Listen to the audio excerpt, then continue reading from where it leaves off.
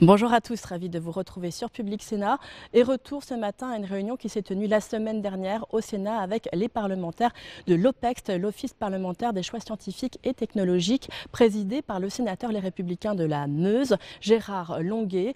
Ces sénateurs et députés se sont intéressés la semaine dernière à la gestion de l'EPR de Flamanville, cette EPR dont la construction a dû faire face à de multiples difficultés et qui a vu le report de sa mise en œuvre de 2012 à 2022.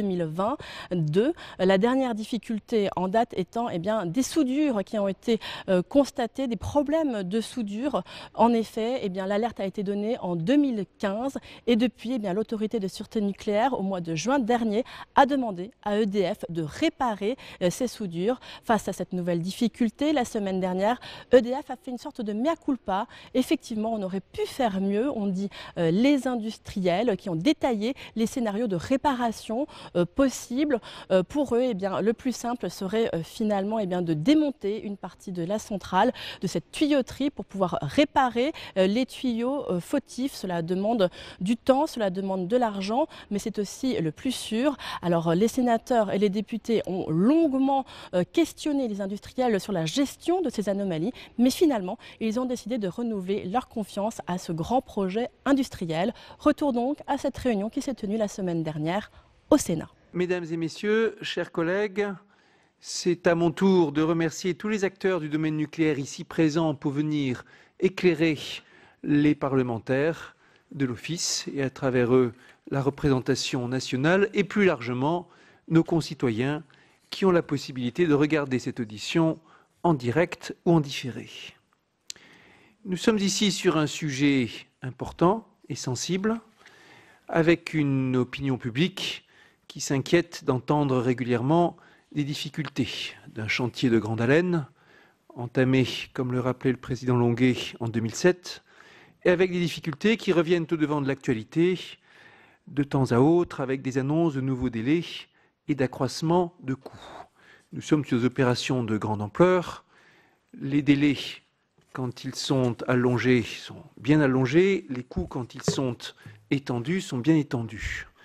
Et il est important de traiter les incidents avec responsabilité et transparence pour bien nous éclairer et éclairer l'opinion publique. Il y a eu tout récemment ces problèmes de soudure sur les réacteurs EPR de Flamanville. Un objet majeur de cette audition est d'y voir plus clair sur la façon dont ces problèmes de soudure ont été pris en compte. Et cette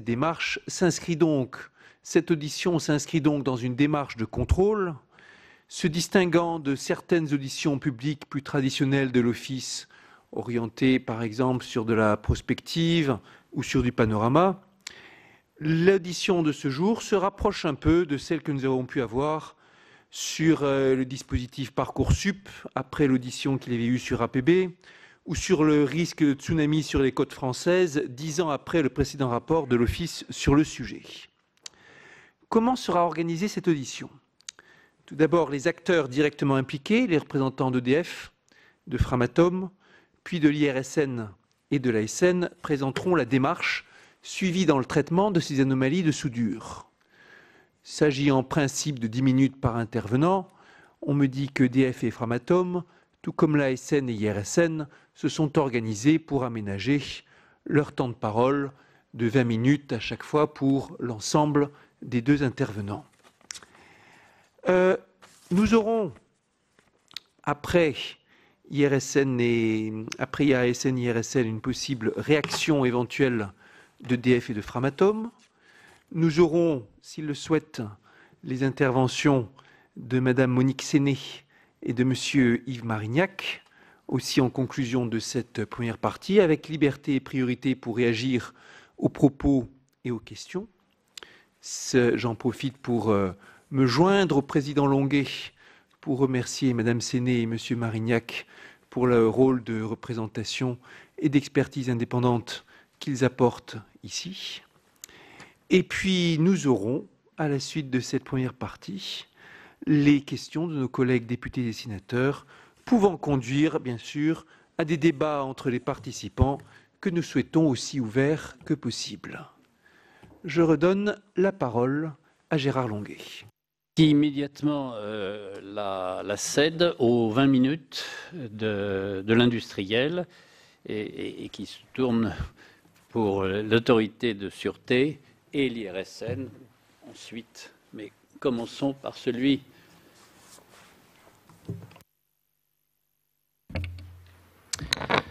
Merci, monsieur. Projet au service de la collectivité. Oui. Merci, monsieur le Président. Merci pour votre invitation aujourd'hui à ce débat au sein de l'Office parlementaire d'évaluation des choix scientifiques et technologiques sur un sujet, vous l'avez dit, extrêmement important pour toute la filière nucléaire française et toute l'activité nucléaire civile dans notre pays et bien évidemment en particulier pour EDF. Et donc, mesdames et messieurs les parlementaires, je suis très honoré d'avoir l'occasion de participer à ce débat devant vous. Vous l'avez dit, monsieur le Président, nous parlons là d'une industrie qui vit depuis longtemps dans notre pays, qui présente des atouts et des compétences exceptionnelles, qui fonctionne au jour le jour. Je vais tout de suite venir sur Flamanville, mais pour illustrer cette façon de fonctionner au jour le jour, je crois qu'il y a un chiffre qu'on peut avoir en tête, c'est que le parc nucléaire d'EDF, dans les tout premiers jours de juillet 2019, donc il y a une quinzaine de jours, a passé les 2000 ans réacteurs de fonctionnement. L'équivalent de 2000 années de fonctionnement d'un réacteur ont été passés dans les premiers jours du mois de juillet de cette année, ce qui, pour la France et pour l'industrie, correspond à une expérience, une retour d'expérience tout à fait exceptionnelle.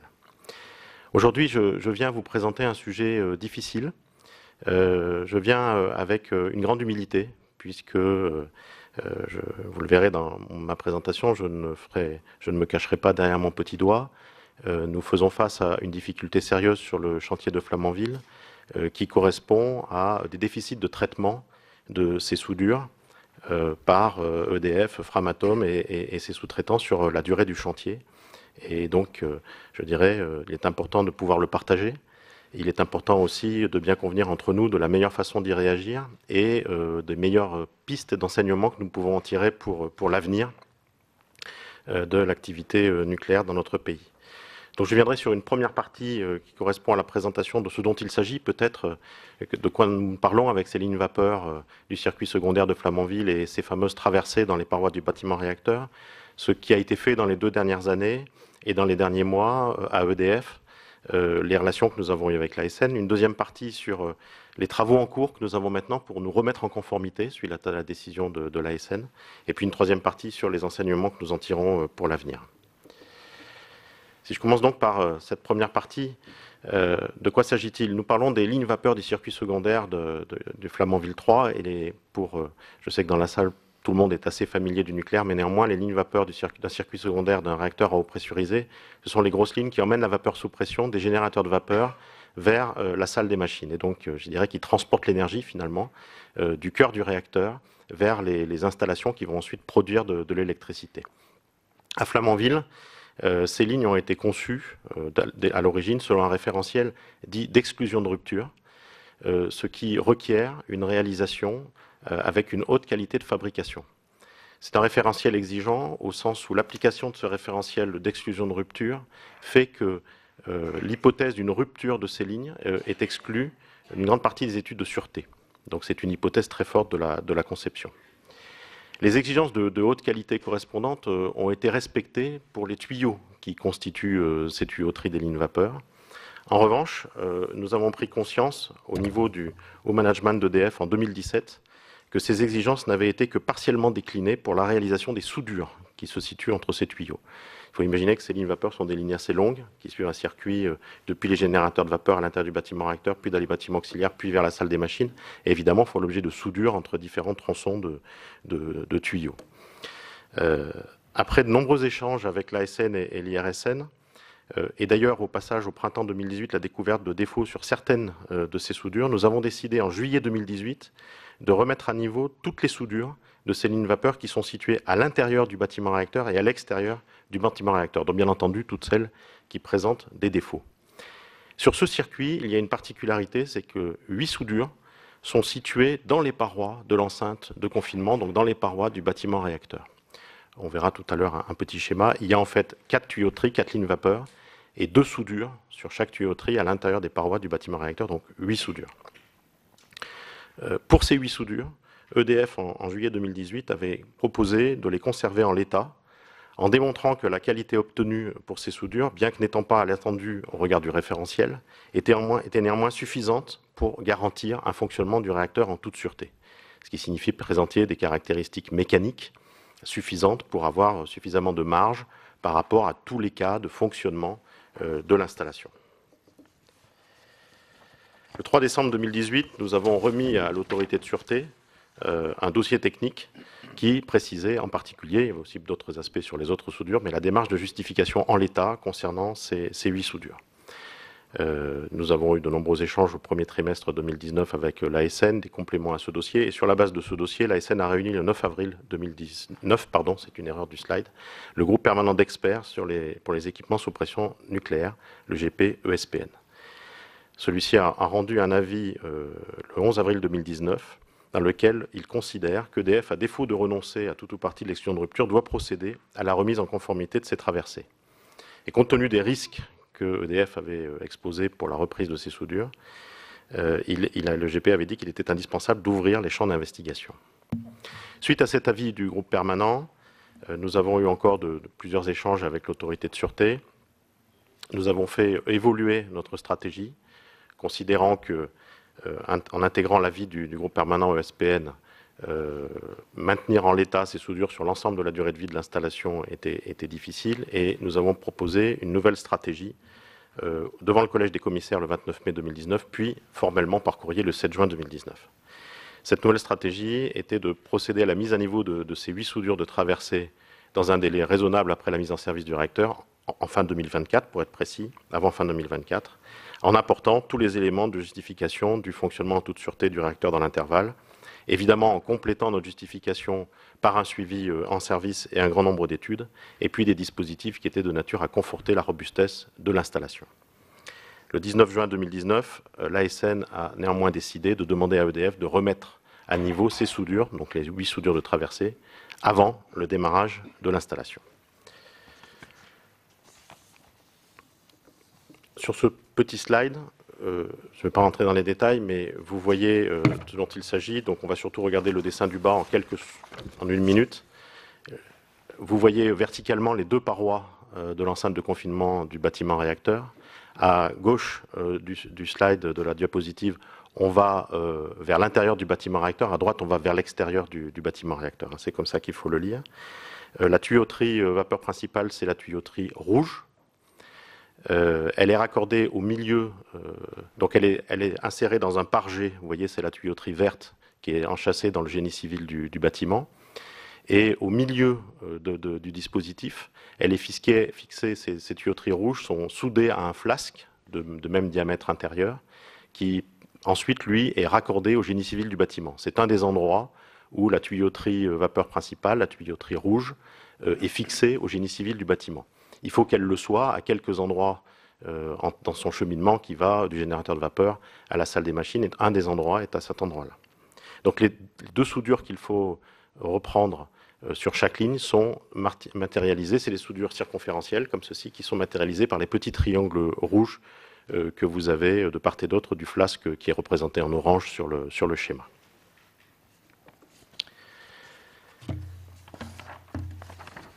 À la réception de l'avis de l'ASN, le 19 juin, évidemment du côté d'EDF, je pense que le terme on peut utiliser plusieurs qualificatifs, mais nous avons eu une certaine forme de déception face à la décision de l'ASN, puisque nous avions travaillé à proposer un scénario qui n'a pas été accepté.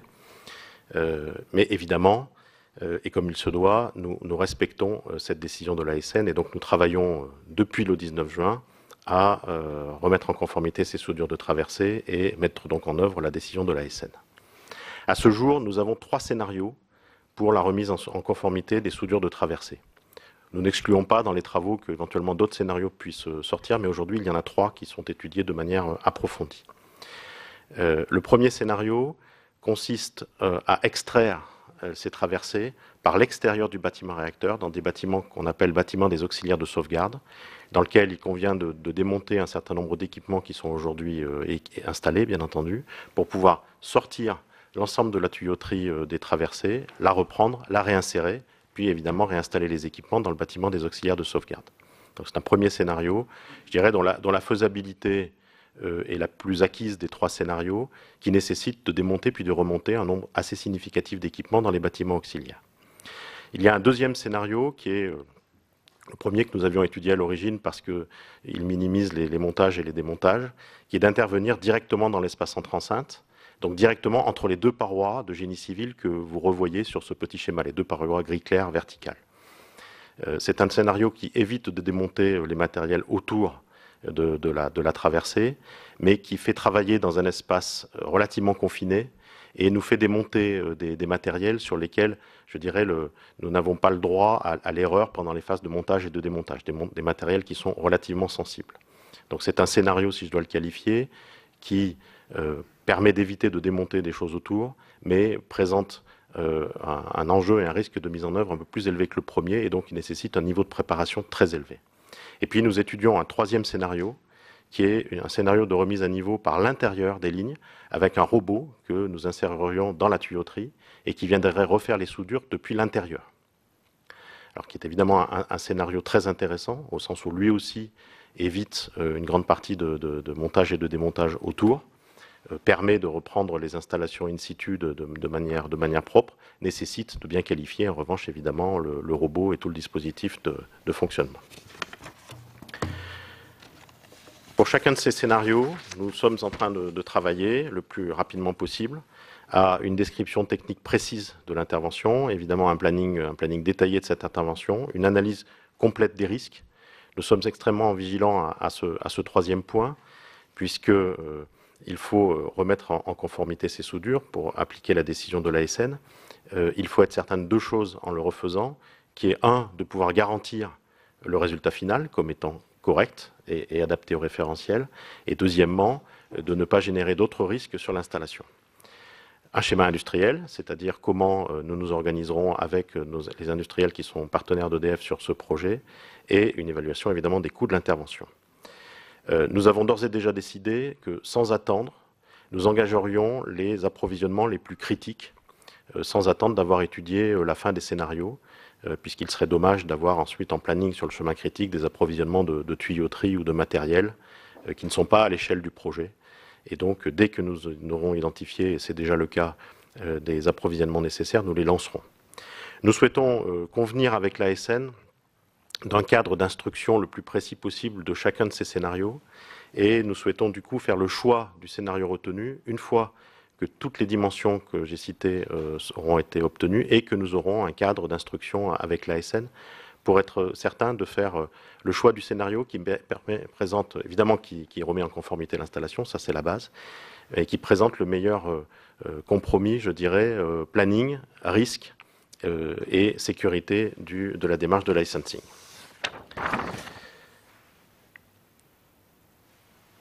Je voudrais dire qu'en parallèle à Flamanville, nous sommes à quelques semaines du début des essais à chaud de l'installation, puisque en dehors de cette question des soudures sur le circuit secondaire, le niveau de finition de l'installation est très élevé et dans quelques semaines, nous débuterons les essais à chaud, qui seront ensuite suivis de la reprise des soudures hors traversée, les autres dont j'ai parlé tout à l'heure, puis dès que nous aurons choisi le scénario, de la reprise des soudures de traversée.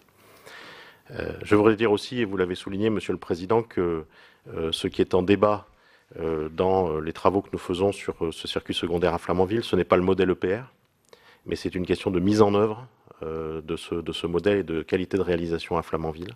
Le modèle EPR, lui, fonctionne. Il fonctionne à Taishan. Taishan 1, la première tranche, a été mise en service commercial au mois de décembre 2018 et produit entre 1,1 et 1,15 TWh par mois depuis sa mise en service, ce qui est tout à fait considérable. La deuxième tranche, Taishan 2, a été connectée au réseau il y a quelques semaines et dans sa phase de montée en puissance, elle est à peu près à 60% de sa puissance nominale aujourd'hui. Au-delà de la réparation de ces traversées, suivant un des scénarios que je viens de présenter, et une fois que nous aurons évidemment obtenu l'accord de l'ASN, nous devons tirer des enseignements pour la suite et de futurs projets. Il y a certainement toute une catégorie d'enseignements. Vous l'avez évoqué, la perte d'expérience liée à l'arrêt assez long de construction nucléaire est un des éléments. Je crois la nécessité d'entretenir une traçabilité des exigences de bout en bout du chantier, de toutes les exigences de départ de bout en bout dans le chantier, à un niveau très très précis, est un autre des enseignements dont nous tiendrons compte pour de futurs projets. Aujourd'hui, je voudrais dire que toute l'entreprise EDF est mobilisée pour prendre en compte la décision de l'ASN, réparer ces soudures de traversée dans le meilleur schéma industriel dès que nous le pourrons. Nous sommes conscients que la responsabilité que nous portons sur cette question, nous sommes conscients des enjeux que l'industrie nucléaire représente en France, à la fois pour son mix électrique décarboné, qui durablement, aux côtés du renouvelable, a besoin du nucléaire, mais également pour son industrie, puisque c'est une des industries majeures de notre pays.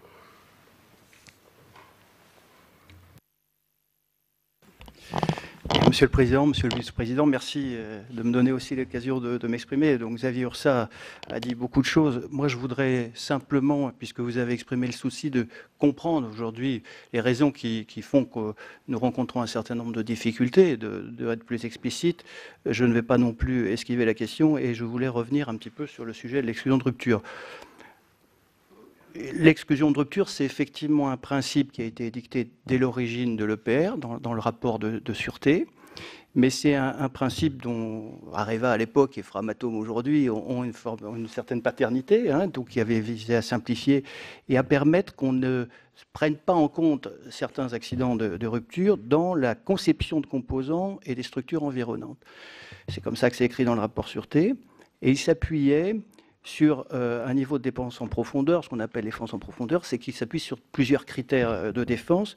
La bonne qualité de la conception, et je voudrais revenir sur ce point-là, parce que Xavier Ursa a parlé de la fabrication, mais la fabrication n'est pas seule en cause sur l'exclusion de rupture, et la fabrication, évidemment, et le maintien de l'installation dans ce qu'on appelle le domaine autorisé d'exploitation, pour éviter, évidemment, que les accidents puissent survenir, et ça peut faire appel à des dispositifs de type soupape. Donc c'est un principe qui s'appuie sur plusieurs critères. Et si on parle de la conception, c'était pour l'EPR la réduction du nombre de soudures, c'était des métaux nouveaux qu'on a changés avec des qualités de ductilité qui étaient meilleures, c'était la prise en compte de chargements aux limites plus conservatives. Tous ces éléments sont cités évidemment dans les documents que nous devions respecter. Sur le sujet des fabrications, qui est évidemment celui qui est au cœur du débat aujourd'hui et qui concerne plus particulièrement Framatome, puisque c'est Framatome avec un groupement d'entreprises, et donc les Nordon et Ponticelli, qui étaient en charge de la réalisation de ces soudures. La difficulté, c'est de transcrire ce principe de sûreté, qui englobe plusieurs aspects, dans des normes vis-à-vis des fabricants, de manière à ce que toute la supply chain, les sous-traitants, les fournisseurs, appliquent des règles au quotidien sur les chantiers qui permettent de garantir à l'arrivée que le résultat global est atteint. C'est ça le problème auquel l'industriel est confronté. Et à cet égard, il faut revenir à ce qui était l'état de l'art à l'époque, et qui est aussi mentionné dans les documents de l'époque, rapport de sûreté aux décisions qui ont suivi les groupes permanents, c'est qu'il était admis que le règlement, ce qu'on appelle le RCCM, dans notre jargon, c'est-à-dire le règlement de conception et de construction sur la mécanique, niveau 1, qui était le plus exigeant, permettait d'atteindre, j'allais dire, ces objectifs de qualité. Et ça, c'était au vu d'une expérience qui était toute l'expérience acquise sur le parc EDF, le parc N4. Et puis, fixer des objectifs spécifiques, un objectif d'atteindre une résilience pour nos métaux qui était fixé à 100 joules, au palier ductile, mais qui supposait d'avoir une marge d'appréciation sur à quel niveau d'exploitation se passait la centrale. Alors, qu'est-ce qui se passe ensuite?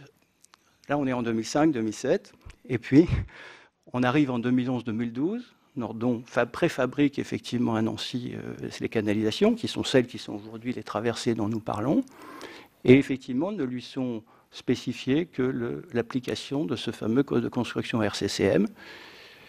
Et on découvre qu'on est un peu en limite, j'allais dire, d'un certain nombre de ces critères RCCM. Et donc, on s'interroge sur tout le retour d'expérience qu'on avait sur le palier N4 en se disant, est-ce que finalement, ce qu'on croyait facile à atteindre est si facile à atteindre? Et donc, effectivement, il y a un renforcement des exigences que Areva et Framatome ont progressivement durci pour tenir compte aussi d'autres aspects qui étaient identifiés dès le début, le vieillissement des matériaux, l'exigence de garantir par une norme qu'on puisse tenir dans ces critères de haute qualité, quelles que soient les conditions de fonctionnement de la centrale et dans sa durée, avec une durée de vie prévisionnelle. Voilà, en gros, les éléments d'appréciation. Et donc, cette norme s'est progressivement renforcée dans les spécifications qui ont été faites auprès du fabricant et de nos sous-traitants. Mais il faut aussi remettre ça dans son contexte. 2011 jusqu'à même 2017, c'est une période où l'exclusion de rupture est un élément nouveau, j'allais dire, dans le corpus réglementaire qu'on doit appliquer et dans la manière de travailler, mais ça n'est pas le seul. C'est aussi la période où on met en œuvre toute la réglementation dite ESPN sur les équipements sous pression pour le secteur nucléaire et où beaucoup d'autres exigences, en liaison étroite, j'allais dire, avec EDF et avec l'autorité de sûreté, sont en train de se décliner. Et les équipes sont donc à la fois focalisées sur le premier EPR qu'il faut construire en France depuis 2007, la mise en œuvre de ce nouveau corpus réglementaire, sa traduction dans des normes industrielles et une supply chain qui, il faut le dire, n'a pas travaillé sur ce genre de projet à cette dimension pendant très longtemps. Voilà. Alors, comment, une fois que l'on a dit ça, je crois que l'important pour nous aujourd'hui, c'est bien entendu d'appuyer EDF, qui est maintenant notre actionnaire, pour que nous réussissions ce projet EPR, et nous avons la conviction que nous pouvons le faire. Lorsque EDF a présenté devant l'ASN ses projets en proposant de redémarrer la centrale, enfin de démarrer la centrale en l'état, moyennant le cas échéant des mesures conservatoires qu'il fallait prendre en termes de surveillance et d'exploitation, tous nos experts que nous avons réunis à 2 reprises depuis le début de l'année 2019 convergeaient vers l'idée que même si les requis n'avaient pas forcément été spécifiés, en tout cas, nous avions atteint, et c'est un travail qui a été fait soudure par soudure, des qualités du métal et des possibilités de résistance aux différentes sollicitations qui étaient envisagées sur la centrale. Nous avions la conviction que nous pouvions garantir l'intégrité de ces soudures et donc redémarrer en l'état, moyennant encore une fois quelques mesures qu'il fallait imaginer, sur lesquelles nous travaillons et qui ont été proposées par EDF. Si on regarde devant nous, les retours d'expérience et les actions, je crois qu'il y a URSA les a tracées. Bon, sur la traçabilité, le renforcement des systèmes de contrôle, bien entendu, et c'est à court terme ce qu'il va falloir faire déjà sur les chantiers que nous allons mobiliser très rapidement et que nous sommes en train de faire aussi sur la réparation des soudures. Mais je pense aussi qu'il y a une leçon à tirer.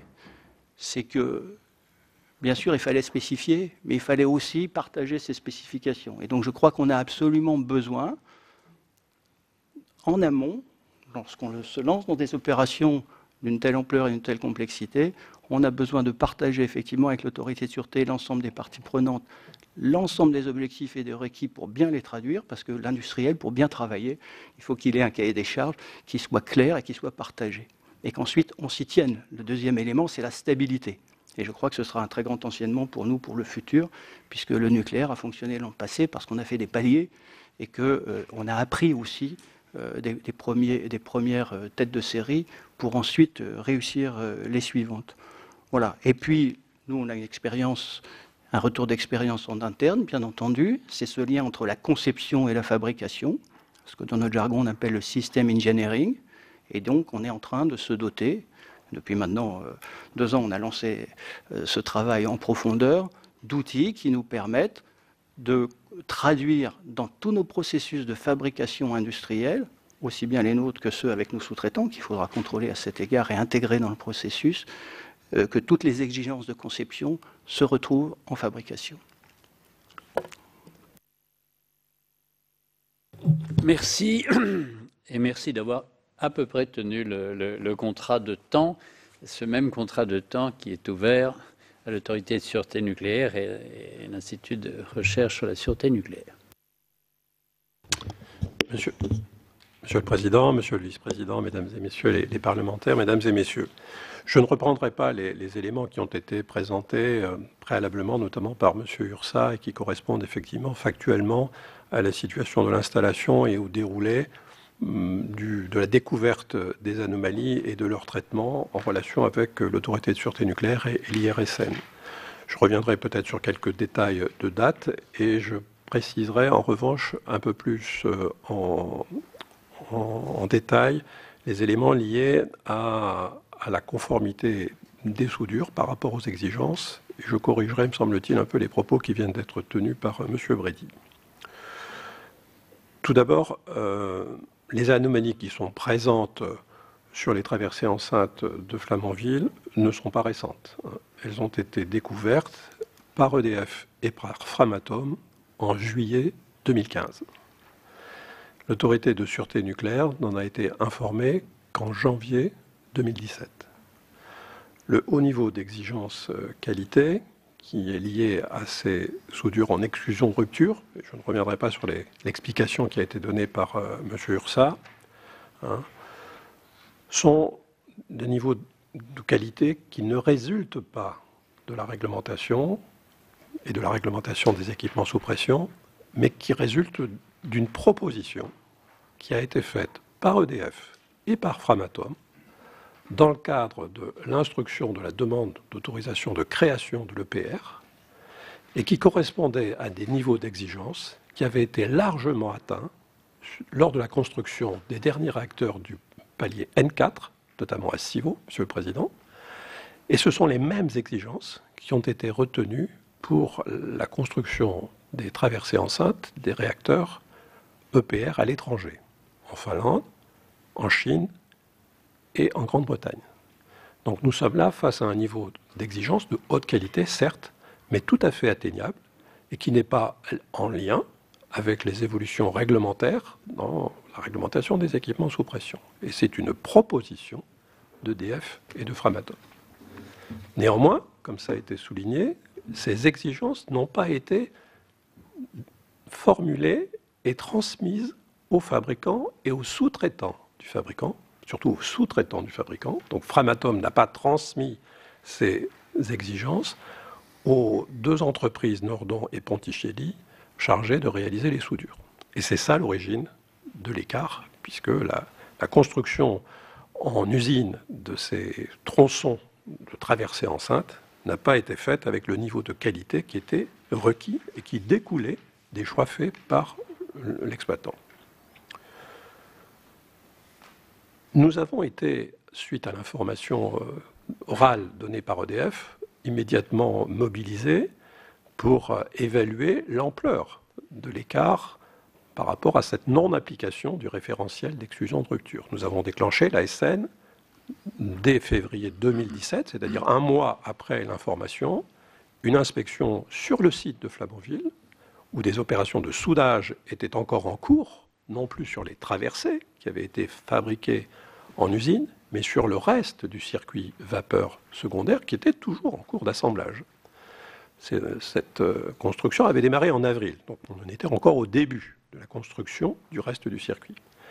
Et la SN a constaté à ce moment-là que les exigences de qualité liées au référentiel d'exclusion de rupture n'avaient pas non plus été communiquées aux entreprises qui réalisaient les travaux sur site. Les soudures de canalisation sur site étaient aussi soumises à ce haut niveau d'exigence de qualité. Au total, il y a 66 soudures qui sont soumises à ces exigences, 8 en traversée enceinte et 58 en dehors. Donc c'est une défaillance globale en termes de maîtrise des exigences de qualité sur l'ensemble du circuit vapeur secondaire face auquel nous nous trouvons. Nous avons, suite à ces constats, engagé un dialogue technique avec l'EDF, bien sûr, Framatome, avec l'appui de l'IRSN, pour voir de quelle manière pouvaient être abordés et traités ces écarts qui portaient donc sur l'ensemble du circuit vapeur secondaire de l'EPR de Flamanville. Et à deux reprises, lors de cette instruction qui s'est étalée pendant la totalité de l'année 2017 et jusqu'à l'année 2018, nous avons par deux courriers, le premier en février 2018 et le second en octobre 2018, indiqué que la stratégie qui était présentée par EDF et qui consistait à justifier le maintien en l'état des 8 soudures de traversée affectées des anomalies paraissait peu réaliste et qu'il convenait que EDF envisage de réparer ces soudures et lance les opérations d'approvisionnement et de qualification qui sont nécessaires pour pouvoir les réaliser. Néanmoins, en décembre 2018, suite à ces 2 courriers, EDF a fait le choix de présenter une stratégie de justification du maintien en l'état de ces soudures. C'est cette stratégie qui a fait l'objet d'une instruction approfondie par la direction des équipements sous pression de l'ASN avec l'appui de l'IRSN. Cette instruction a été un élément déclencheur et très important. Jusqu'au moment où l'instruction a démarré, les informations dont nous disposions étaient essentiellement liées à des écarts identifiés sur certaines caractéristiques mécaniques des soudures qui étaient visées par les exigences de haute qualité. Donc le débat était comment justifier que sans avoir atteint ce niveau d'exigence mécanique, néanmoins, les soudures étaient acceptables. Pour pouvoir instruire ce dossier devant le groupe permanent d'experts équipements sous pression, nous avons demandé à EDF de nous fournir, ce qui a été fait, toute une série d'éléments, notamment historiques, une cartographie complète des conditions de réalisation des soudures incriminées, des 8 soudures incriminées. Et au fur et à mesure que nous avons reçu et analysé ces éléments, il est apparu très nettement qu'en fait, nous étions face à une défaillance industrielle globale de la chaîne de conception, de fabrication et de contrôle de ces 8 soudures. La question n'était plus la question de la non-conformité ou d'un écart par rapport à une valeur de caractéristique mécanique, mais de très nombreuses anomalies, de très nombreux écarts ont été relevés. Les modes opératoires n'étaient pas bons, les matériaux d'apport pour faire les soudures n'étaient pas appropriés, les conditions de réalisation de coupons témoins, qui sont des moyens de tester la qualité des soudures en fabrication, n'étaient pas valables. Donc il y avait toute une série d'éléments qui conduisaient véritablement à se poser la question sur la possibilité d'engager une démarche de justification. C'est dans cet esprit, à l'issue des éléments qui ont été recueillis au cours de l'instruction, que le groupe permanent d'experts, qui s'est réuni les 9 et 10 avril, a conclu que, vu le nombre et la nature des écarts, que nous n'avons nous-mêmes, ASN, découvert qu'au moment de l'instruction, c'est-à-dire fin 2018, début 2019, était telle que l'on ne pouvait plus postuler que ces soudures ne présentaient pas de risque de rupture, qu'il y avait une hypothèse de rupture qui n'était pas improbable et qu'il fallait sortir de l'hypothèse d'exclusion de rupture. Autrement dit, on ne pouvait plus compter sur la qualité de ces soudures pour pouvoir justifier de l'absence de leur réparation. Suite à cet avis du groupe permanent d'experts qui a été publié et des discussions que nous avons eues avec EDF, et EDF a envisagé, comme l'a dit M. Ursa tout à l'heure, une seconde stratégie qui consistait à être autorisé à mettre en service le réacteur en l'état, moyennant des justifications ou des compléments sur l'installation, et à réaliser les opérations de réparation, qui restent encore à choisir, au bout de 3 ou 4 ans après la mise en fonctionnement du réacteur. Donc nous avons examiné cette proposition pour laquelle EDF souhaitait un avis, et nous avons, par courrier du 19 juin, indiqué clairement que cette option ne nous paraissait pas réaliste, nous paraissait présenter de nombreuses difficultés pour pouvoir être acceptée en l'état. Et donc nous avons réaffirmé que l'option qui paraissait comme étant l'option de référence, celle à privilégier de la part de l'ASN, était celle de la réparation avant mise en service du réacteur.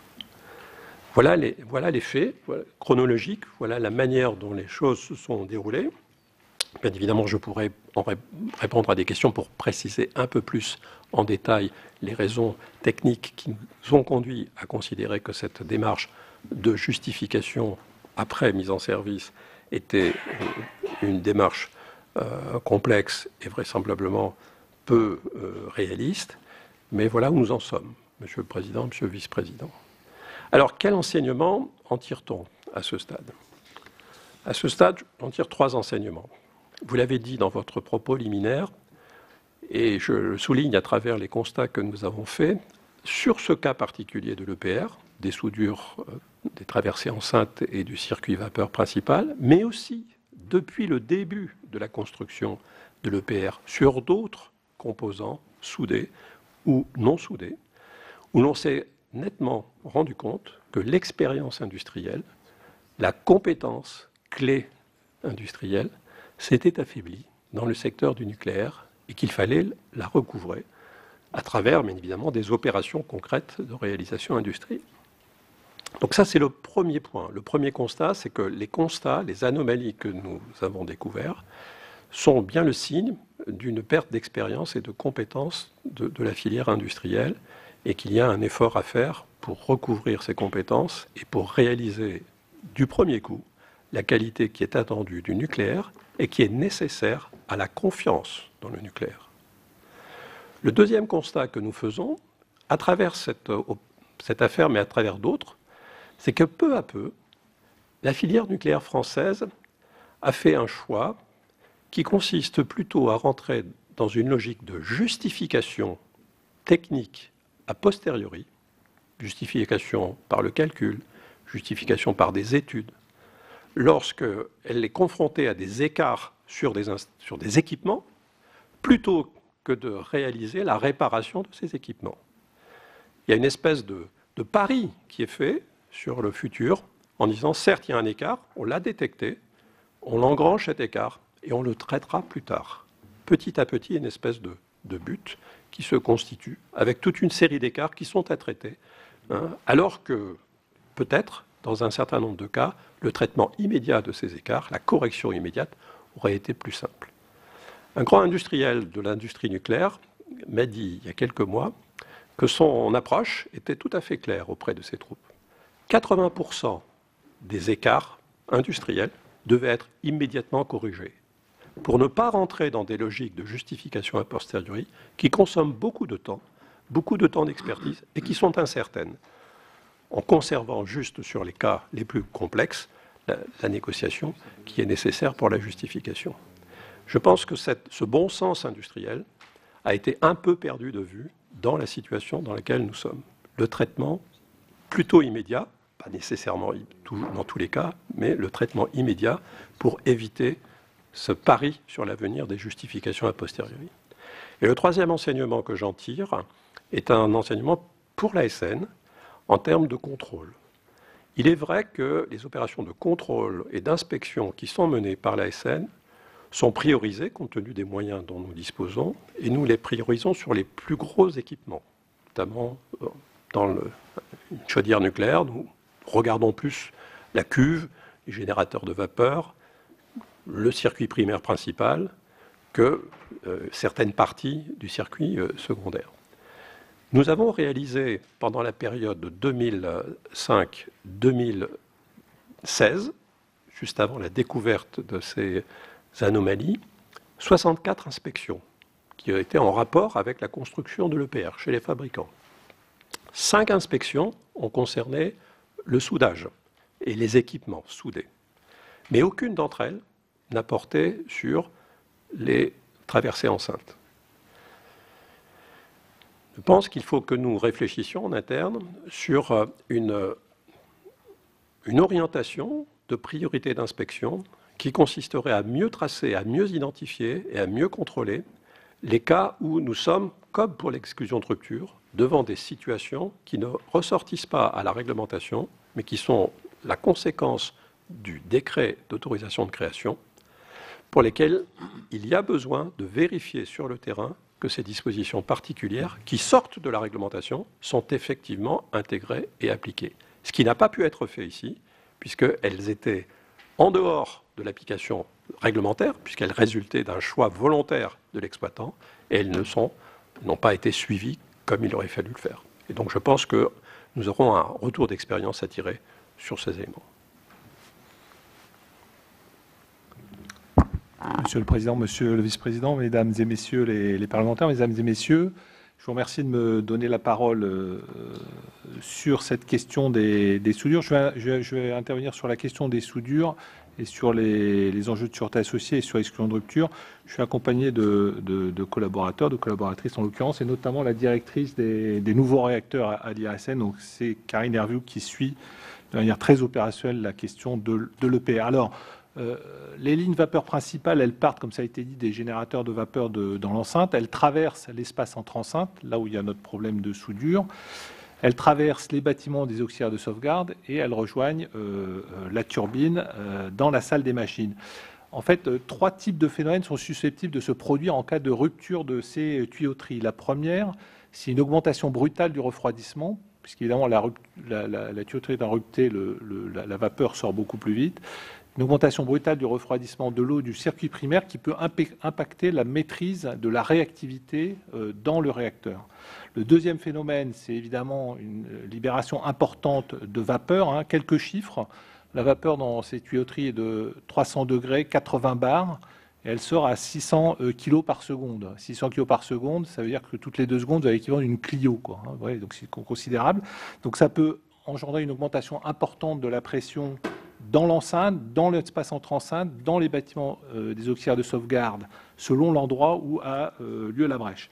Enfin, le dernier phénomène, c'est que c'est un énorme Karcher finalement. Donc cette tuyauterie, elle peut agresser d'autres équipements. Cette tuyauterie ruptée peut agresser d'autres équipements et les rendre indisponibles d'un point de vue sûreté. Alors, les réacteurs nucléaires français sont construits sur le principe, comme les réacteurs nucléaires dans le monde d'ailleurs, sur le principe de défense en profondeur. Le principe de défense en profondeur, ça consiste à mettre en œuvre des niveaux de défense successifs vis-à-vis du risque accident.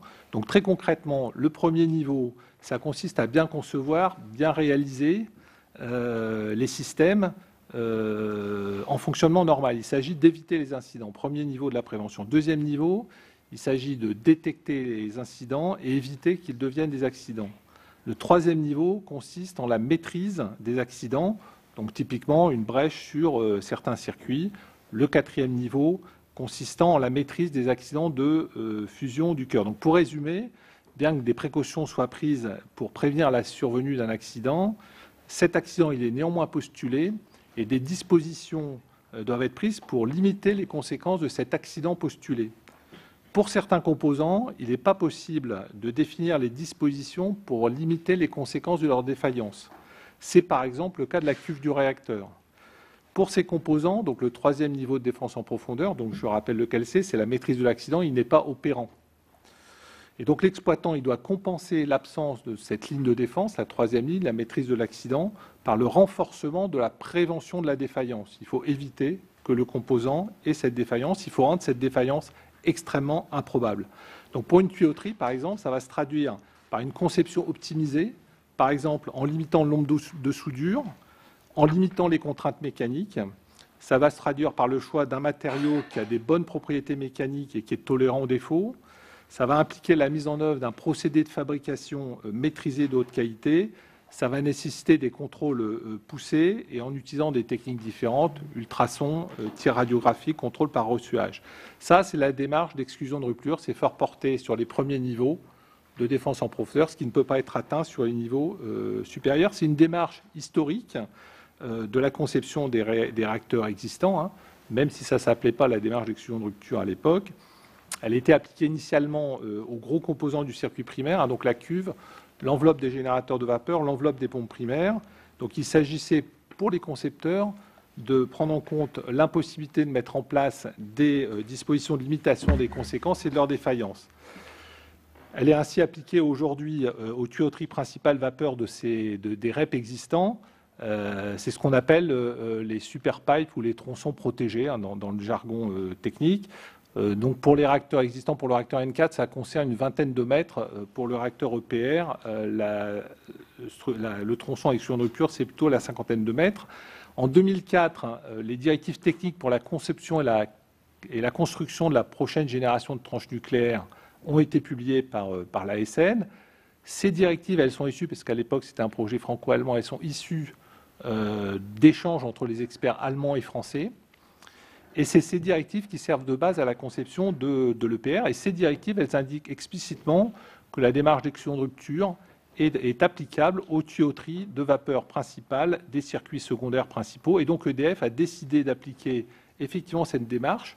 La conséquence, c'est qu'EDF n'a pas étudié les conséquences de la rupture complète de ces tuyauteries dans la démonstration de sûreté de l'EPR. Dans la pratique, ça veut dire quoi? Par exemple, ça veut dire ne pas mettre en place de dispositifs anti-débattement, qui vont maintenir la tuyauterie si jamais elle se rupte, dispositifs anti-débattement qui sont présents sur les réacteurs EPR finlandais. D'autre part, ça nécessite évidemment de soumettre les tuyauteries de vapeur principale, un de ces fameux circuits secondaires principaux, à des exigences renforcées pour prévenir le risque de rupture. Et cette démarche d'exclusion de rupture, ça a déjà été dit, est encadrée par le décret de création du réacteur EPR de 2007. Alors, un exemple pour illustrer ce que ça peut vouloir dire, ce renforcement des exigences. Il y a une grandeur qui est importante sur nos sujets qui s'appelle la résilience. Je ne vais pas faire un cours technique, mais c'est une grandeur qui traduit la capacité d'une tuyauterie à résister à la rupture fragile. La réglementation équipement sous pression, elle demande à 0 degré à ce que la valeur de cette résilience soit 40 joules. Le code de construction qui est choisi par les opérateurs, donc le RCCM, pour décliner la mise en œuvre de cette fameuse réglementation SPN, demande que ce soit en 60 joules. Et le référentiel d'exclusion de rupture défini par l'opérateur, c'est son choix, indique 100 joules. Donc je ne vais pas rentrer dans le détail, mais on passe de 40 joules, 60 joules, 100 joules. Donc ça traduit le fait que cette exigence d'exclusion de rupture est une exigence exigeante, comme son nom l'indique. Et donc c'est le non-respect des critères définis dans ce référentiel d'exclusion de rupture qui a conduit à l'origine de la première anomalie déclarée à l'ASN en 2017. Ce non-respect, il a été constaté en usine, où les soudures ont été constatées, mais aussi en chantier, où il y a eu aussi des soudures faites. La deuxième anomalie, c'est la mise en évidence d'un taux anormalement élevé de défaut constaté sur certaines soudures. Finalement, ces tuyauteries, elles ont fait l'objet de nombreux écarts. La spécification des exigences d'exclusion de rupture, sur le matériau d'apport utilisé pour la réalisation des soudures, ça a été constaté en analysant ce qu'on appelle les coupons témoins, où on constate que les coupons témoins... Alors les coupons témoins, c'est des pièces qui sont exigées par le code de construction. C'est des pièces qui sont faites au même moment, par le même soudeur, selon le même procédé, avec le même métal que la soudure de la tuyauterie. Donc ça permet d'avoir, comme son nom l'indique, un témoin. Et donc cette faiblesse sur le matériau d'apport a été constatée sur le coupon témoin. Il y a des écarts sur le procédé de soudage, des écarts sur la surveillance exercée par Framatome et EDF. Ces écarts, finalement, concernent toute la chaîne de réalisation, ça a été dit par Bernard de Rozuc. Et donc, finalement, la qualité de réalisation n'est pas celle qui est attendue au regard des exigences d'exclusion de rupture. Donc, EDF a décidé de réparer les soudures de tuyauterie vapeur principale pour les mettre en conformité avec le référentiel d'exclusion de rupture, à l'exclusion des 8 soudures qu'on évoque aujourd'hui, qui sont situées au niveau des traversées dans l'espace entre enceinte. Et pour ces 8 soudures situées dans l'espace entre enceinte, EDF a proposé de justifier par des calculs de mécanique que les tuyauteries résisteraient aux sollicitations. Alors, donc pour ce faire, EDF a engagé un programme d'essais pour caractériser les propriétés mécaniques des soudures. Toutefois, dans un certain nombre de cas, le matériau d'apport utilisé pour les soudures n'est plus disponible, ce qui rend évidemment impossible la caractérisation. EDF a réalisé des maquettes. Donc les maquettes, c'est un peu le même principe que le coupon témoin, mais c'est fait a posteriori. Le caractère représentatif des soudures de ces maquettes ne peut pas être établi. Autre élément d'appui de la justification, une soudure qui avait été réalisée sur un autre circuit fabriqué dans les mêmes conditions a été coupée, analysée. Et sur cette soudure, les valeurs de résilience étaient inférieures à celles des coupons témoins et attendues dans le RCCM et a fortiori dans le référentiel d'exclusion de rupture. C'est sur la base de ces éléments, dans la mesure où ces maquettes ne pouvaient pas être représentatives des soudures sur site, que l'IRSN a considéré que la démarche de justification basée sur la réalisation de maquettes ne pouvait pas aboutir. Et donc l'IRSN a considéré que ces éléments étaient insuffisants les éléments techniques étaient insuffisants pour justifier l'application de la démarche d'exclusion de rupture. Et c'est le contenu de l'avis que nous avons rendu à l'ASN, où on concluait que pour des raisons techniques, il fallait plutôt procéder à la remise en conformité des soudures plutôt que de rechercher à justifier leur acceptabilité.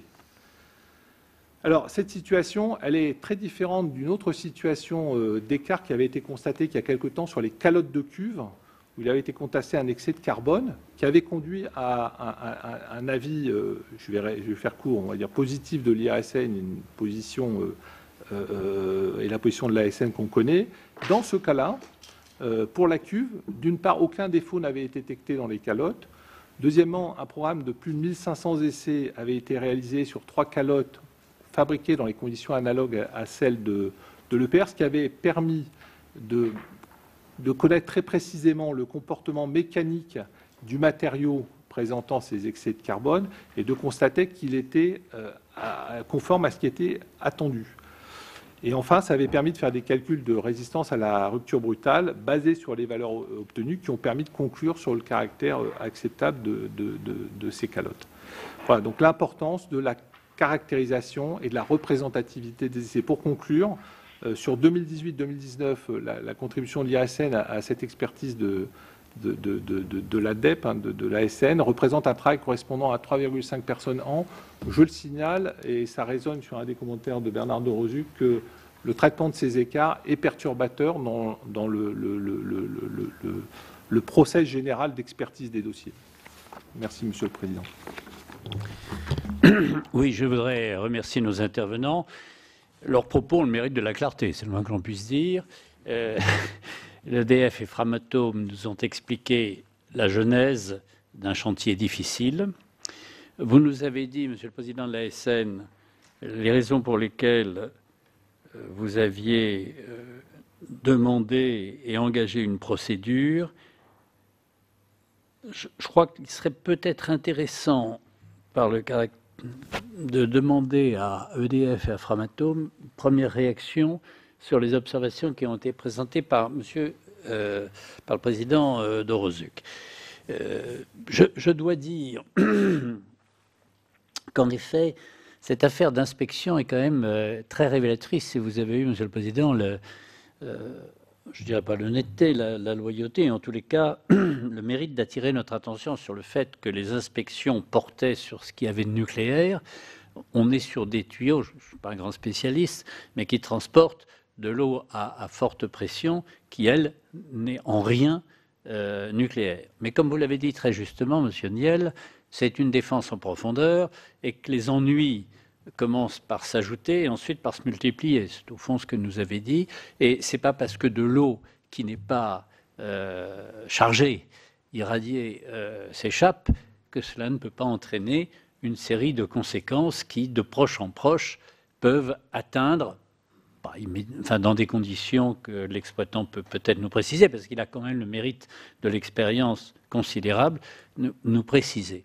Donc je pense qu'au point où nous en sommes, si mes collègues l'acceptent, on va ouvrir un échange et donner la parole à EDF et à Framatome, brièvement, mais vous avez bien vu ce qui était dit. Peut-être une seule question de ma part pourquoi l'exclusion de rupture là et pas ailleurs? C'est-à-dire dans le dossier de l'EPR finlandais pour Framatome, qui est le maître d'ouvrage, et chinois, où vous avez joué un rôle considérable à EDF. Je crois qu'en fait, on est sur ces lignes vapeur, et d'ailleurs, il y a des questions analogues qui pourraient se poser sur le circuit primaire, mais on va parler des lignes vapeur. Il n'y a pas dans le monde, de toute façon, 40 référentiels. L'analyse que je m'en suis faite à la lumière des dernières années, finalement, c'est qu'il y avait deux grands types de référentiels. Un référentiel exclusion de rupture ou proche de l'exclusion de rupture, où de toute façon, il faut travailler à la qualité de ces lignes, comme ça a été très bien expliqué par nos collègues de l'IRSN et de l'ASN. Il faut travailler à la qualité de ces lignes pour garantir l'intégrité du circuit. Et il peut y avoir des référentiels un peu adaptés, dans lesquels, malgré ce travail sur la haute qualité, on entoure l'installation de dispositifs qui apportent une protection supplémentaire, des dispositifs d'antidébattement, des dispositifs d'échappement à l'atmosphère dans certaines salles, au cas où la tuyauterie viendrait à rompre. Mais je dirais de toute façon une première grande classe de référentiel qui est autour de l'exclusion de rupture et d'un travail sur la qualité des lignes pour assurer leur intégrité. Et un deuxième type de dispositif ou de référentiel qui de toute façon nécessite aussi de bien travailler la qualité des lignes, de toute façon, qui est autour de la fuite avant rupture, c'est-à-dire qui, je dirais d'une certaine façon, présuppose que s'il devait y avoir un incident sur une de ces lignes, il y aurait un phénomène avant-coureur du type de fuite, et en collectant les fuites, on s'assure qu'il n'y a pas, et s'il y avait une fuite, on arrêterait immédiatement l'installation. Bon, il se trouve que, je pense dans la réglementation française, je ne serai pas contredit par mes collègues, la fuite avant rupture ne fait pas partie du paysage dans lequel nous travaillons, et donc on s'est situé dans le contexte de l'exclusion de rupture. Dans tous les cas, ces lignes transportent de la vapeur sous pression, ça a été dit en forte quantité, chacune de ces lignes transporte un quart de la puissance qui va être ensuite générée, puisqu'il y en a 4, par l'EPR, et donc leur qualité est une nécessité. Voilà. Je voudrais revenir peut-être sur certains points qui ont été soulevés par M. Dorozuc ou M. Niel.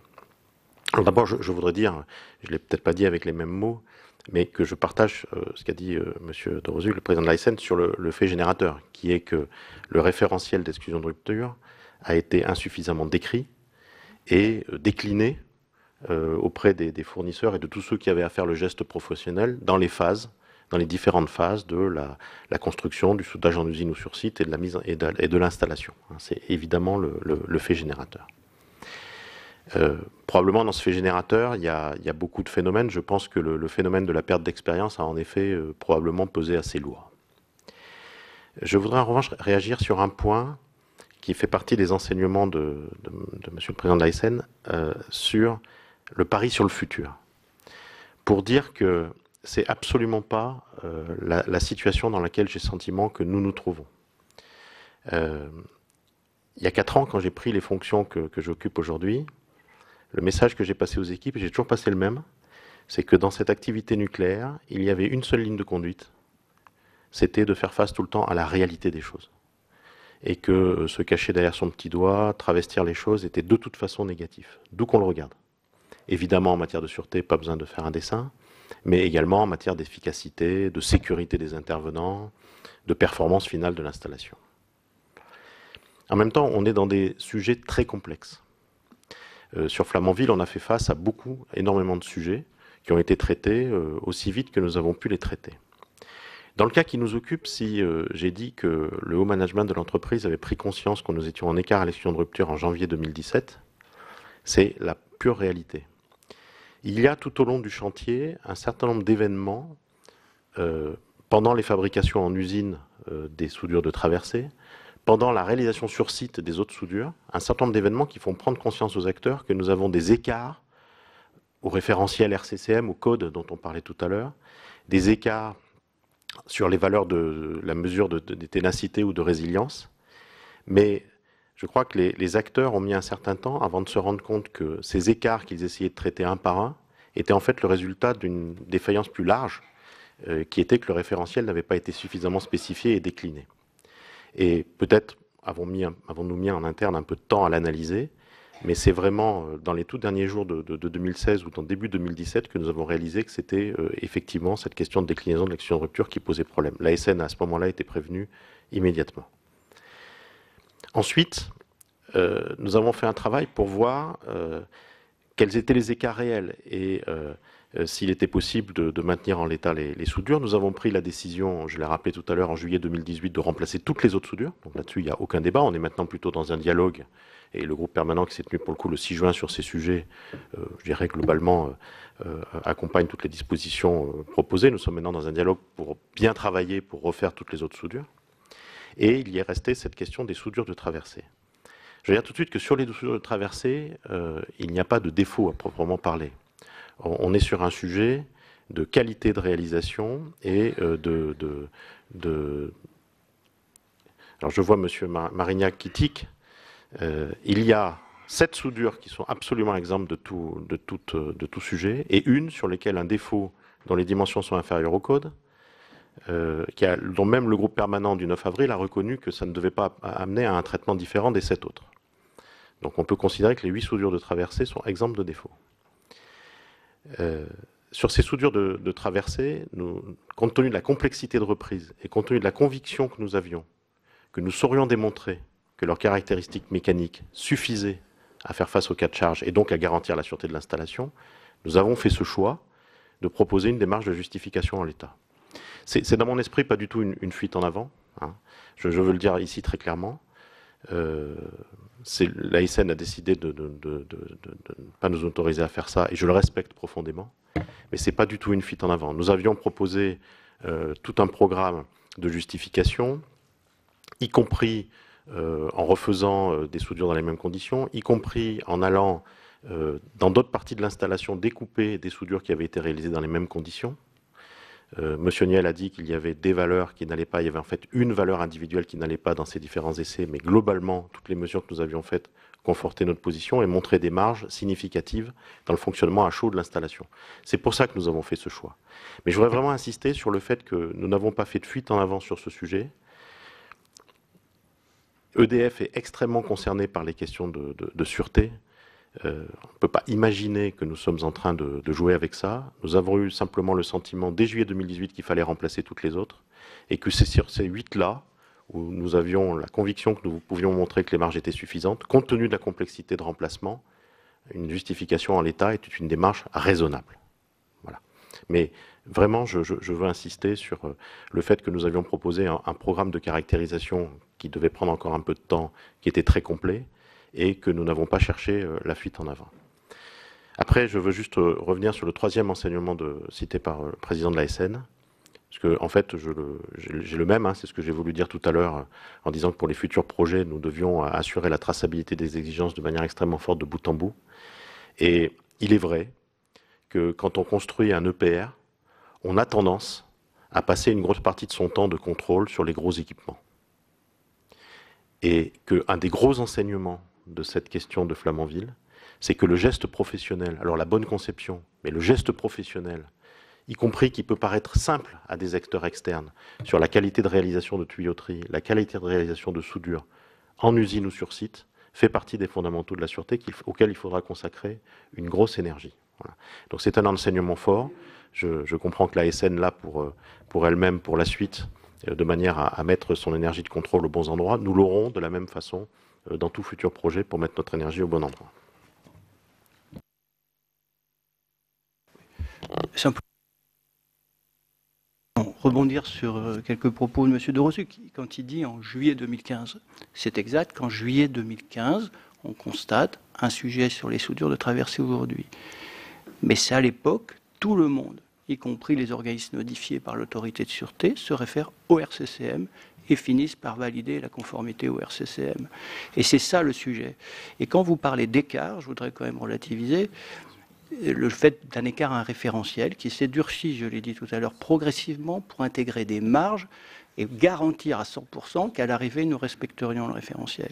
Ce référentiel, il a été édicté ou effectivement diffusé plus tard, à un moment où certaines soudures étaient faites. Et aujourd'hui, nous jugeons, d'une certaine manière rétrospectivement, ces écarts par rapport à ce référentiel, alors que le rapport de sûreté fixait un objectif de résilience de 100 joules au palier ductile, c'est-à-dire on ne voulait pas être dans des zones fragiles. Le palier ductile en fonctionnement, c'est, pour le métal en question, c'est autour de 60 degrés.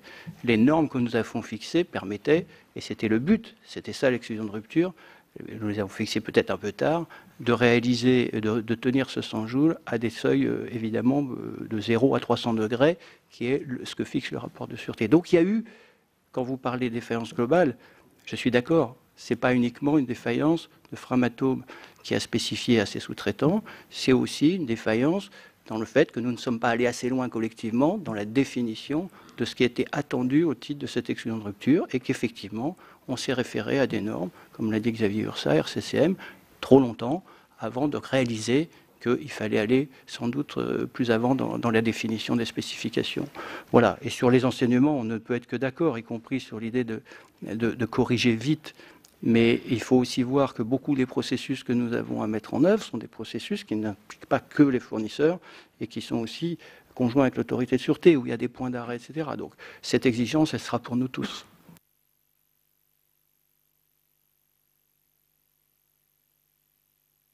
Oui, merci Monsieur le Président. Je voudrais juste intervenir sur deux points. Bon, tout d'abord par rapport à l'intervention de Monsieur Ursa. Je n'ai pas parlé de fuite en avant. J'ai parlé de logique qui s'était développée de justification a posteriori. et que ça correspondait à un pari industriel. Et quand on fait un pari, on n'est pas certain de gagner à chaque fois. Donc on prend un risque. Et dans cette affaire, c'est un peu ce qui s'est passé. Il y a eu, et pas seulement sur ce cas des soudures VVP, mais sur d'autres opérations d'équipement sous pression, il y a eu une tendance qui s'est accentuée au fil des années de constater des écarts, mais de partir dans une logique de justification plutôt que de réaliser des opérations de correction. Alors je vais vous donner une information. Les traversées enceintes de l'EPR d'Okiloto en Finlande ont été remplacées. Il y avait une anomalie sur les traversées enceintes. Le moment où ces anomalies ont été découvertes sur le réacteur d'Okiloto, c'était en 2010, c'était à peu près le moment où les anomalies sur les traversées enceintes de l'EPR de Flamanville, en termes de planning de fabrication sur site, ont été découvertes. C'est-à-dire on avait positionné les traversées, mais il n'y avait pas eu beaucoup de raccordements encore autour de ces traversées. À l'époque, les Finlandais et Areva ont décidé de remplacer immédiatement les traversées. Ce n'était pas un problème de soudure, c'était un problème de caractéristiques mécaniques des tuyauteries. Le remplacement a pris moins d'un an. Moins d'un an. La découverte de l'anomalie sur les traversées enceintes de Flamanville date de 2015. Ça fait 4 ans que le sujet est ouvert, n'est pas traité. Les Finlandais ont mis moins d'un an pour remplacer et ne sont pas rentrés dans une logique de justification. Voilà, c'est le premier élément que je voulais donner. Le deuxième élément, c'est pour répondre à M. Brady. Je ne peux pas le laisser dire qu'en 2015, l'anomalie qui a été découverte correspondait et qui a été partagée avec le Bureau Veritas, qui était l'organisme qui avait été mandaté par l'ASN pour réaliser des opérations de suivi, de traitement des écarts, ne concernait que l'application du code. C'est faux. J'ai un document, qui est un document d'EDF, que je pourrais diffuser si besoin, que nous avons demandé en termes d'analyse du processus de traitement des écarts et de ce qui s'est passé. Et on voit bien dans ce document, c'est explicitement écrit, qu'il a été décidé par Framatome de traiter de manière séparée les deux écarts. L'écart qui avait été relevé par le Bureau Veritas de conformité au code de construction et qui a d'ailleurs été le moyen pour Framatome de prendre conscience que le référentiel d'exclusion de rupture n'avait pas été appliqué. C'est le contrôle fait par l'organisme mandaté par l'ASN qui est à l'origine de la découverte du non-respect des exigences d'exclusion de rupture. Mais au moment où Framatome s'en rend compte, il décide de traiter de manière séparée l'écart qui a été relevé par Bureau Veritas, qui concerne le code, et l'écart de conformité par rapport au décret d'autorisation de création qui concerne les exigences de rupture. C'est explicitement écrit dans les documents qui nous ont été adressés par EDF. Donc on ne peut pas dire qu'on ne savait pas en 2015, on savait au niveau du projet, au niveau des équipes projet. Peut-être ce n'est pas remonté suffisamment haut, mais on savait, EDF savait, Framatome savait, que le référentiel d'exclusion de rupture n'était pas appliqué. Et l'ASN a été informée en janvier 2017, un an et demi après. Je vais, sauf demande, je vais donner la parole à nos deux intervenants extérieurs, comme dans l'ordre que vous souhaitez.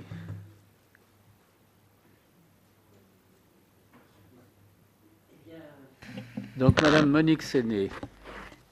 Eh bien, écoutez, je suis donc mandatée par le HCTISN pour vous dire que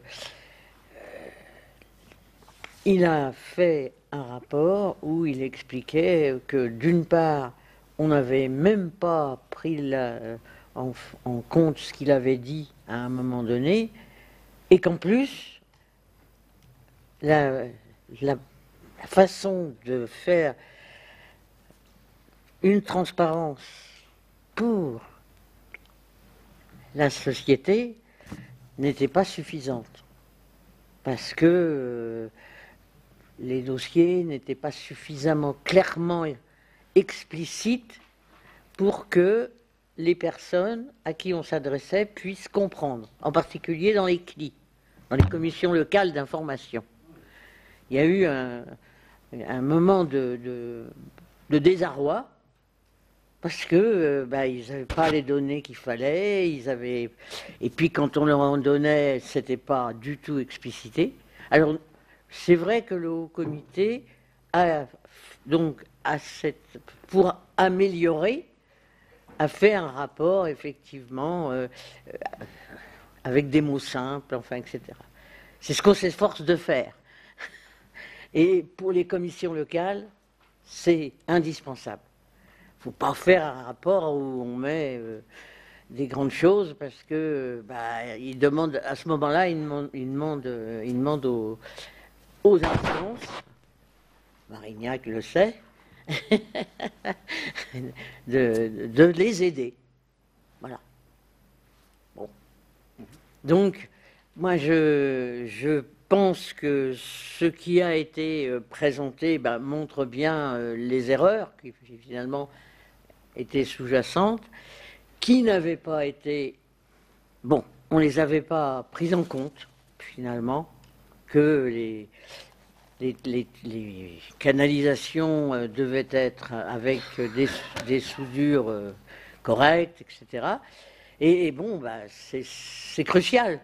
Je veux dire, il faut absolument que le nucléaire soit toujours sur la position que la sûreté et la protection de l'environnement et des personnes qui l'habitent soient le mieux, d'abord,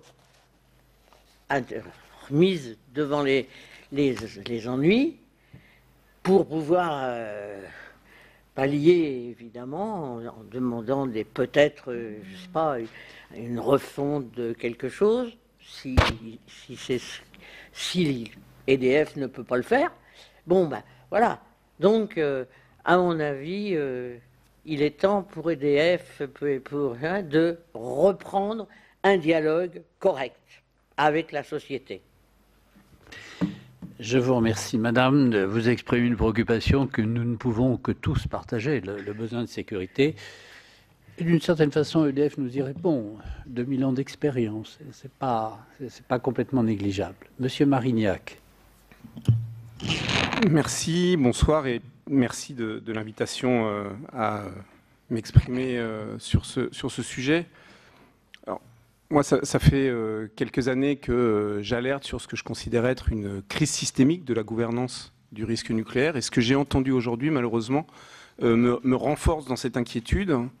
Parce que j'ai entendu des industriels qui ne me semblent pas prendre la mesure de la gravité des événements retracés et des acteurs institutionnels du contrôle, de l'évaluation, l'IRSN et l'ASN, qui reconnaissent, tout en montrant évidemment qu'ils font des choses, que ne travaillant que par sondage et ne travaillant que sur la base des dossiers que leur fournissent les exploitants, eh bien, ils ont parfois une difficulté à amener les exploitants à se conformer aux exigences que l'on peut attendre d'eux. Alors, voilà, dans une interview récente, j'ai qualifié ce problème des soudures de la dérive de trop, parce que j'espère que c'est le moment d'une prise de conscience sur un nécessaire changement des règles.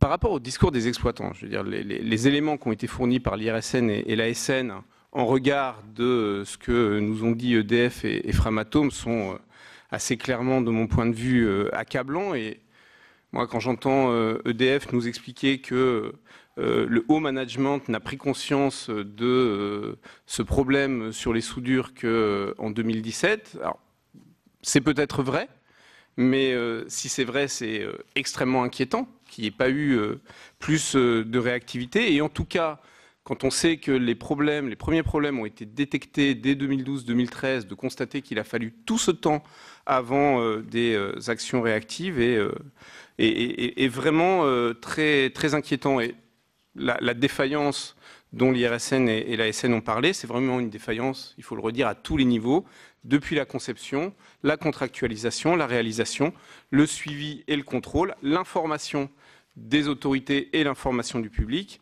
Et là aussi, Framatome nous a nous a affirmé tenir un discours de vérité, mais excusez-moi, vous n'avez pas expliqué pourquoi, au fond, l'exigence sur cette exclusion de rupture qui figurait, si j'ai bien compris, dans la contractualisation entre EDF et vous-même comme fabricant, n'a pas été traduite dans la contractualisation entre vous-même et votre sous-traitant. C'est quand même un problème simple qui mérite une explication simple que vous ne nous avez pas fournie en renvoyant à des questions de réglementation, de référentiel, de normes en train de se construire, ce qui est vraiment une reconstruction a posteriori, à mon avis, de la réalité.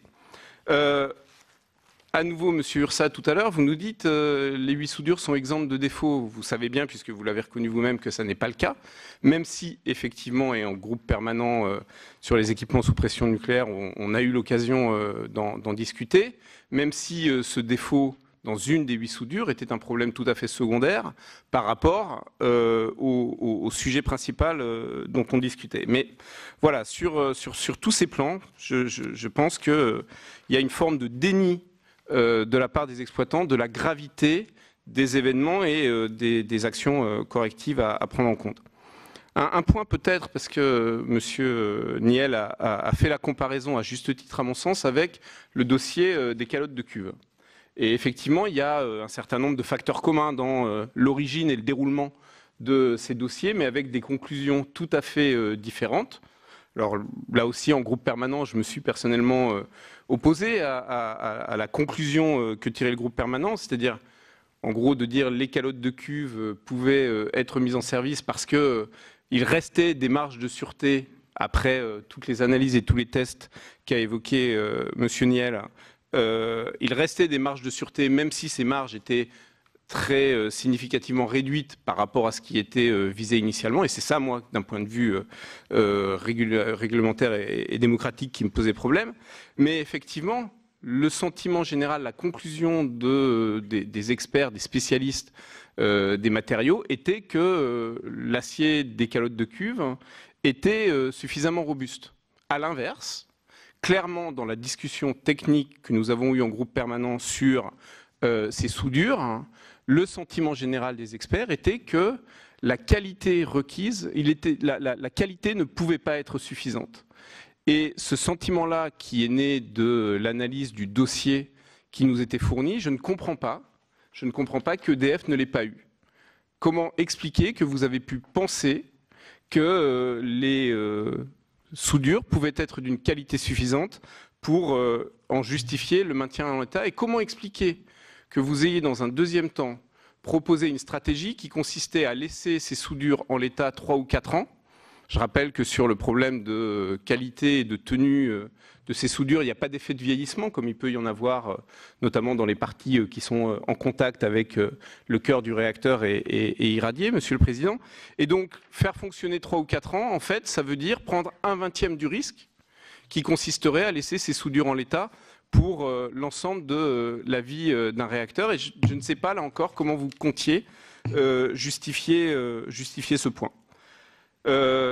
Dernier commentaire sur le fond, un commentaire vis-à-vis du problème initial que consiste, à mon sens, le fait d'introduire le référentiel d'exclusion de rupture pour des équipements qui ne le nécessitent pas strictement, c'est-à-dire qui ne font pas partie des gros composants pour lesquels, historiquement, on a toujours fonctionné de cette manière.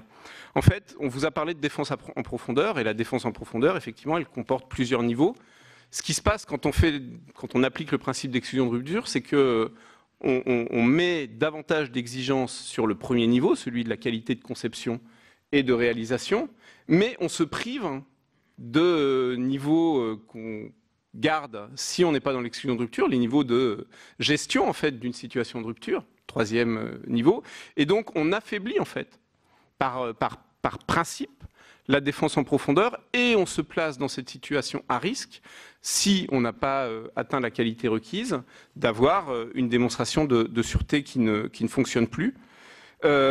Et à ce titre, peut-être tout dernier commentaire, une des questions les plus intéressantes, je pense, qui a été soulevée en groupe permanent et à laquelle on n'a pas eu de réponse, c'est la question de l'analyse qu'EDF a pu faire de l'analyse de risque par rapport à la conduite de chantier et donc du principe consistant à placer une exigence de qualité telle sur des soudures se trouvant à un endroit non réparable, sans prévoir soit d'être en mesure de les réparer si la qualité ne s'avérait pas suffisante, soit un véritable point d'arrêt avant leur mise en place pour garantir cette qualité. Voilà, alors tout ça, voilà, moi, m'interroge beaucoup sur la manière dont la maîtrise des risques est assurée aujourd'hui et je pense, et j'en reviens à mon idée de la dérive de trop, qu'il y a une certaine urgence à remettre à plat la manière dont tout ce système de gouvernance fonctionne. Et j'en appelle tout simplement pour ça à davantage de dialogue technique entre les acteurs institutionnels, les experts non institutionnels que nous représentons, mais aussi avec l'ensemble de la société civile et bien sûr avec la représentation nationale que vous représentez aujourd'hui. Voilà pour cette réunion qui s'est tenue la semaine dernière au Sénat. Vous l'avez vu, pendant 2h30, finalement, députés et sénateurs ont longuement questionné l'autorité de sûreté nucléaire, mais aussi les industriels, EDF, qui sont à la manœuvre pour la construction de l'EPR de Flamanville face aux multiples difficultés qui se font jour pour la construction de cet EPR, pourtant essentiel, très important dans la politique industrielle de la France, en ce qu'il s'agit d'une véritable vitrine pour l'industrie française. Mais vous l'avez vu, il y a de très nombreuses anomalies qui ont été constatées depuis le début de sa construction et qui ont mené au report de sa mise en œuvre de 2012 à 2022. Vous pouvez toujours voir et revoir toutes les auditions et toutes les séances sur notre site publicsénat.fr. Très bonne journée sur les chaînes parlementaires.